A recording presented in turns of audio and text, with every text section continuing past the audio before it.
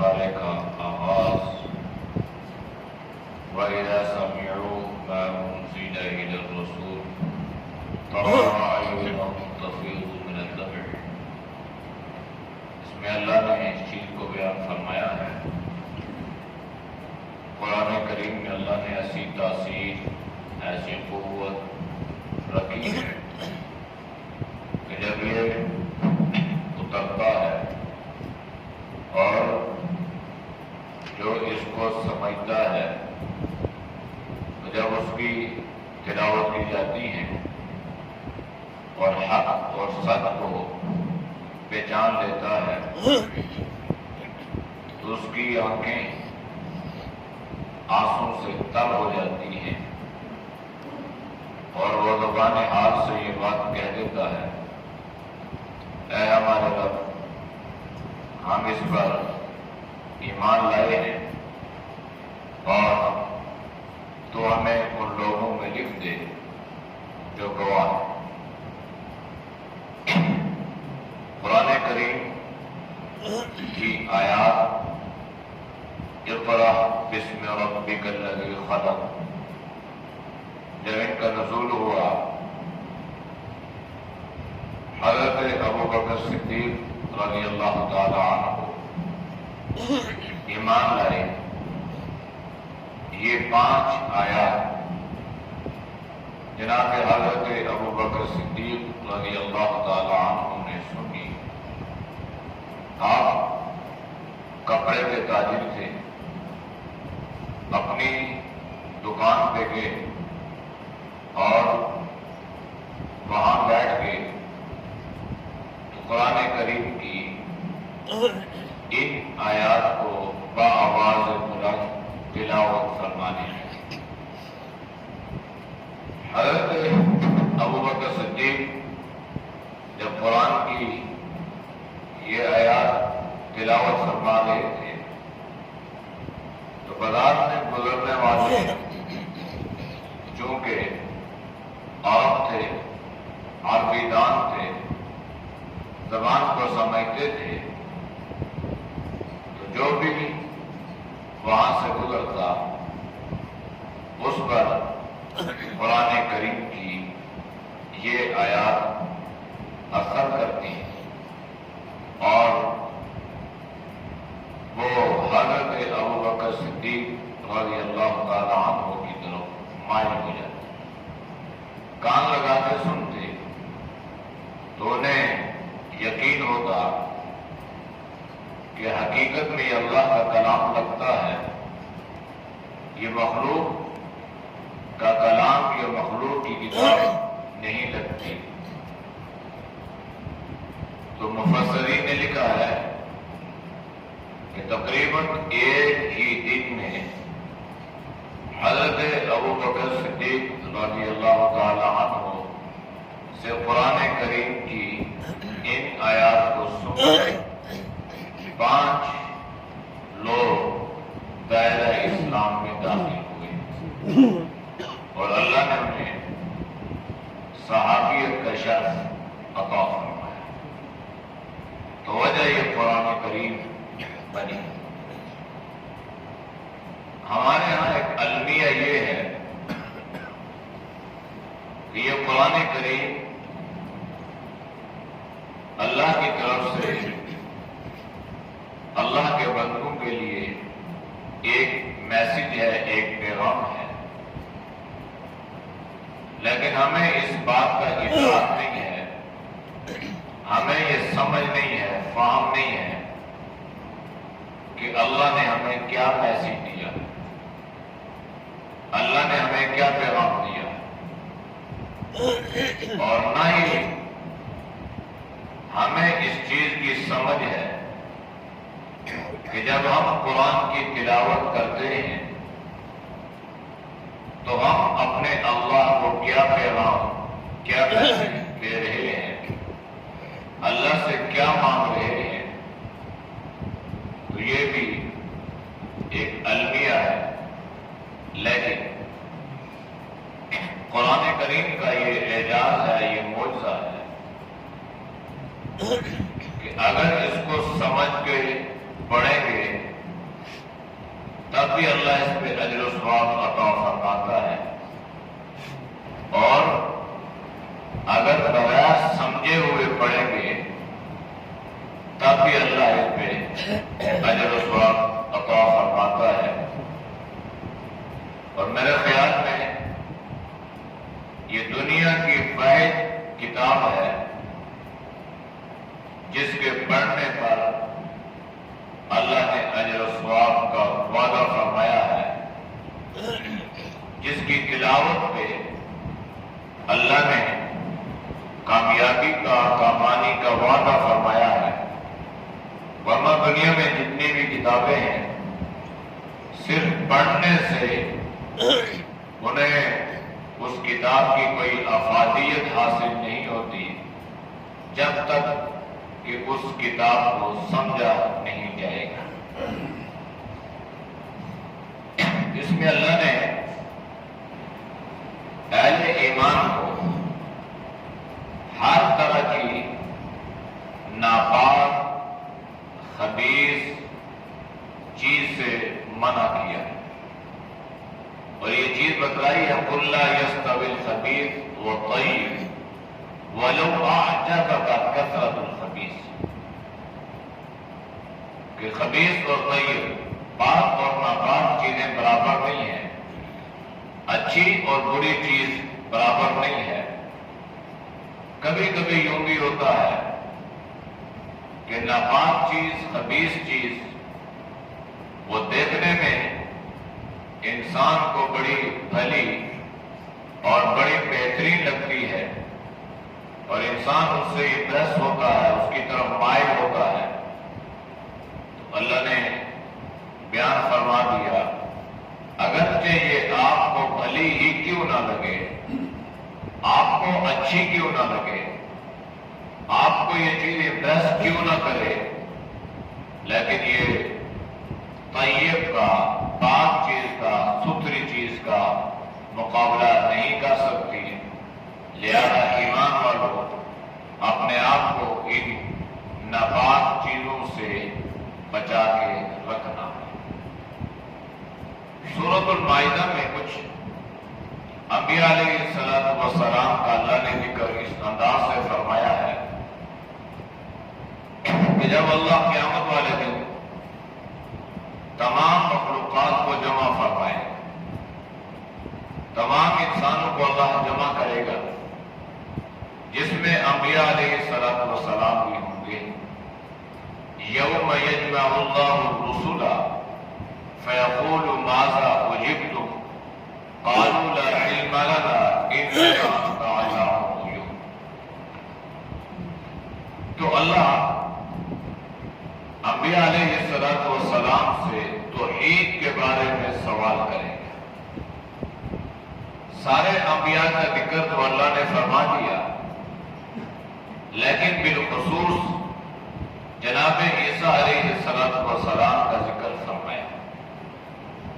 اس لیے کہ حضرت عیسیٰ علیہ السلام ان کو اللہ کا بیٹا قرار دیا گیا، ان کو لوگوں نے، ان کے ماننے والوں نے ان کو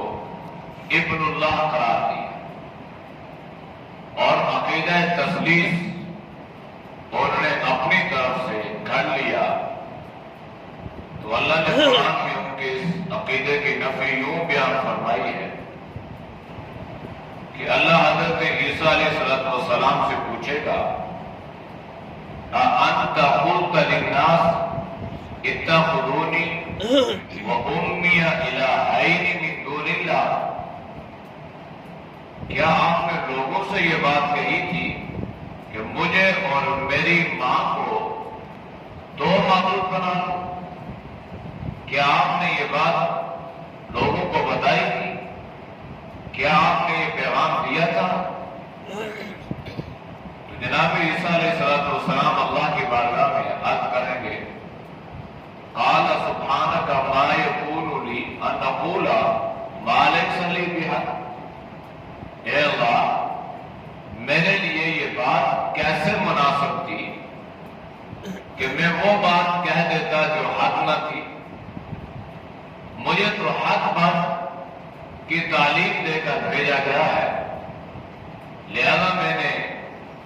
اپنے قوم کو، اپنی امت کو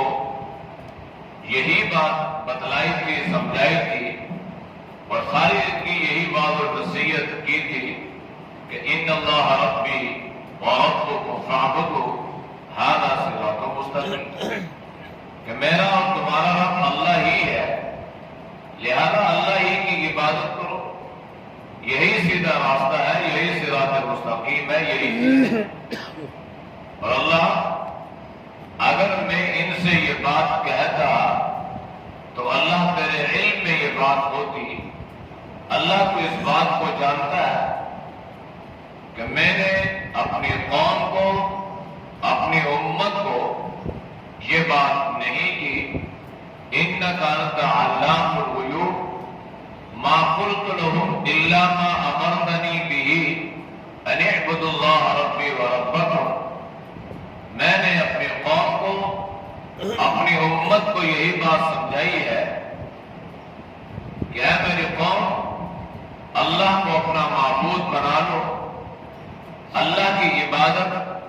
اللہ کی پرستش اور اللہ کی بندگی کرو، اس کے علاوہ کوئی اور راستہ، کوئی اور طریقہ تمہارے پاس نہیں ہے۔ لہذا میرے اللہ، ان تعذبهم فإنهم عبادك وإن تغفر لهم فإنك أنت العزيز الحكيم، میں اپنی قوم اور اپنی برادری کے بارے میں تیرے دربار میں ایک ہی بات پیش کرتا ہوں، ایک ہی درخواست کرتا ہوں، ربا اگر تو میری قوم کو، میری امت کو عذاب دینا چاہتا ہے تو عذاب دے سکتا ہے، اس لیے کہ تو خالق ہے، مالک ہے، رازق ہے، تجھے حق ہے، وہ تیرے بندے ہیں تو ان کا معبود ہے۔ وَإِن تَغْفِرْ لَهُمْ فَإِنَّكَ أَنْتَ الْعَزِيزُ الْحَكِيمُ، اللہ اگر تو انہیں معاف کرنا چاہتا ہے، معافی دینا چاہتا ہے تو زبردست حکمتوں والا ہے، طاقت والا ہے، قوت والا ہے، قانون والا ہے، تجھ سے کوئی پوچھ بھی نہیں سکتا، نہ پوچھنے کی ضرورت اور جسارت کر سکتا ہے، لہذا میرے اللہ تیری مرضی ہے، تو میری قوم کے ساتھ، میری برادری کے ساتھ جیسا چاہے معاملہ فرما دے۔ قال اللہ ھذا یوم یدفع الصادقین صدقہم، اللہ نے فرمایا کہ یہ وہ دن ہوگا جس دن نجات صرف ان لوگوں کی ہوگی جو دنیا میں سچائی کا بول بولتے تھے، جنہوں نے دنیا میں سچ کا وعدہ موڑا تھا، حق، سچ اور صداقت کا ساتھ دیا تھا، آج انہیں نفع ہوگا، اگرچہ اعمال کے اعتبار سے وہ کمزور ہی کیوں نہ ہو، لیکن اگر حق کا ساتھ نہیں دیا، ساری زندگی حق کی مخالفت کرتے رہے، تو میرا ضابطہ اور میرا دستور یہ ہے کہ میں ایسے لوگوں سے جہنم کو بھر دوں گا۔ صحابہ کی عظمت بھی اللہ نے اس میں یوں بیان فرمائی کہ ایک تو حضرت عیسیٰ علیہ السلام پر ایمان رکھنے والے حواری تھے، اور ایک جناب نبی کریم صلی اللہ علیہ وسلم پر ایمان رکھنے والے صحابہ ہیں۔ تو صحابہ کے بارے میں اللہ نے فرمایا رضی اللہ عنہم ورضوا عنہ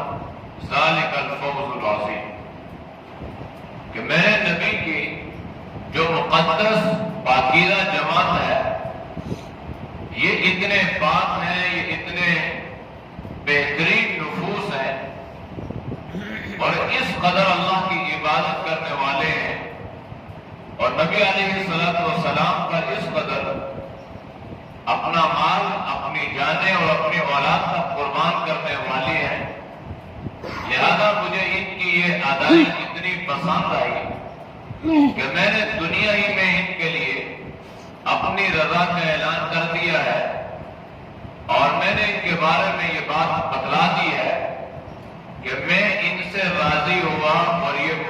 راضی ہوئے۔ ذالک الفوز العظیم، اصل میں کامیابی اسی چیز کا نام ہے کہ اللہ اپنے بندوں سے راضی ہو جائے۔ تو جس سے اللہ راضی ہو گیا، دنیاوی اعتبار سے مال بھی نہیں ہے، دنیاوی اعتبار سے کوئی عہدہ بھی نہیں ہے، دنیاوی اعتبار سے کوئی خاص کنبہ قبیلہ بھی نہیں ہے، لیکن اللہ راضی ہے تو وہ کامیاب ہے۔ اور اگر اللہ راضی نہیں ہے، دنیا بھی ہے، مال اور دولت بھی ہے، حکومت اور سلطنت بھی ہے، عہدہ اور منصب بھی ہے، لیکن اللہ ناراض ہے تو وہ کامیاب نہیں بلکہ ناکام ہے۔ سورۃ الانعام جو ہے یہ قرآن کریم کی بڑی صورتوں میں واحد وہ صورت ہے جس کا نزول ایک ہی مرتبہ ہوا، ورنہ یہ جتنی بڑی صورتیں ہیں، سورۃ البقرہ، سورہ آل عمران، سورۃ النساء، سورۃ المائدہ، یہ مختلف اجزاء، مختلف رکوع اور تھوڑی تھوڑی آیات اترتی، اور اس طرح اللہ کے نبی صلی اللہ علیہ وسلم یہ حکم دیتے کہ فلاں آیت کو فلاں صورت میں اور فلاں آیت کو فلاں آیت کے بعد رکھ دیا جائے، لکھ دیا جائے۔ لیکن سورۃ الانعام قرآن کریم کی وہ عظیم صورت ہے کہ جس کا نزول ایک ہی مرتبہ ہوا، پوری نازل ہوئی، اور جناب نبی کریم صلی اللہ علیہ وسلم نے بیان فرمایا کہ جب سورۃ الانعام کا نزول ہوا، جبریل امین اس سورت کو لے کر جناب نبی کریم صلی اللہ علیہ وسلم کے پاس آ رہے تھے تو حضرت جبریل کے پہلو میں 70,000 فرشتے تسبیح کر رہے تھے۔ تو یہ اس کی عظمت، اس کی شان ہے، اور اسی لیے علماء نے لکھا ہے کہ اگر کوئی سخت قسم کا مریض ہو، بیمار ہو، اس کے پاس کھڑے ہو کر سورۃ الانعام کی تلاوت کی جائے تو اس سورت کی تلاوت سے اللہ اس مریض کو شفا عطا فرمائے گا۔ اس سورت کی ابتدا اللہ نے توحید سے بیان فرمائی ہے۔ الحمدللہ الذی خلق السماوات والارض وجعل الظلمات والنور، ساری تعریفیں اللہ کے لیے ہیں جس اللہ نے زمین اور آسمان کو پیدا کیا، اور دو چیزیں بالخصوص اللہ نے پیدا فرمائی ہے، ایک کا نام ظلمت ہے اور دوسری چیز کا نام نور ہے۔ ایک گمراہی کا راستہ ہے اور ایک ہدایت کا راستہ ہے، ایک شر کا راستہ ہے اور ایک خیر کا راستہ ہے۔ اگر ان سب کو ایک جگہ جمع کر دیا جائے تو یوں کہنا مناسب ہے کہ ایک جہالت کا راستہ ہے اور ایک علم کا راستہ ہے۔ اس لیے قرآن کریم میں اللہ نے جہالت کو اندھیرے سے تعبیر فرمایا ہے اور علم کو اللہ نے نور سے تعبیر فرمایا ہے۔ کبھی کبھی انسان اپنے گریبان میں جھانکے کہ ایسا تو نہیں ہے کہ میں اندھیروں کی چکی میں پیستا جا رہا ہوں اور مجھے اس کا احساس ہی نہ ہو، یعنی جہالت کا اندھیرا چھایا ہوا ہو اور ہم جہالت میں گمسم ہوں اور ہمیں اس کا ادراک بھی نہ ہو۔ تو جب انسان اس بات کے بارے میں غور کرے گا، فکر کرے گا، تو اسے اس کا ضمیر، اسے اس کا معنی یہ بتلائے گا کہ تم جہالت میں گم ہوتے جا رہے ہو یا جہالتوں سے، حماقتوں سے روشنی کی طرف جا رہے ہو۔ تو ہر آدمی کو چاہیے، اور بالخصوص ہمیں، کہ ہم اپنے آپ کو ظلمات سے نور کی طرف نکالنے کی کوشش کریں۔ ہم کوشش کے مکلف ہیں، جب ہم محنت کریں گے، کوشش کریں گے تو اللہ کی مدد اور اللہ کی نصرت شامل حال ہوگی۔ اس صورت میں احکامات کو بھی اللہ نے تفصیل سے بیان فرمایا ہے، اور بالخصوص آخر میں ایک وصیت نامہ جناب نبی کریم صلی اللہ علیہ وسلم کا ذکر کیا گیا، کل انشاءاللہ اس کا بیان کریں گے۔ اللہ ہم سب ان باتوں پہ عمل کی توفیق نصیب فرمائے۔ جی جی تفصیل ہے اس میں، جنات میں کوئی رسول نہیں آیا، وہ اس لیے اللہ نے فرمایا کہ اے جنات کی جماعت ہو، اے جنات کی جماعت ہو، کیا تمہارے پاس رسول نہیں آئے؟ تو اس سے مراد یہ نہیں ہے کہ جو رسول ہو وہ جنات کی جنس میں سے ہو۔ رسول جتنے بھی آئے ہیں انسانوں کی جنس میں سے آئے ہیں، اور اللہ نے ان کو جنات کی طرف بھی مبعوث فرمایا ہے، جس طرح جناب نبی کریم صلی اللہ علیہ وسلم کا تفصیلی ذکر سورۃ الجن میں بھی ہے، اور وَيَصْرَفْنَا إِلَيْكَ نَفَرًا مِنَ الْجِنِّ يَسْتَمِعُونَ الْقُرْآنَ میں بھی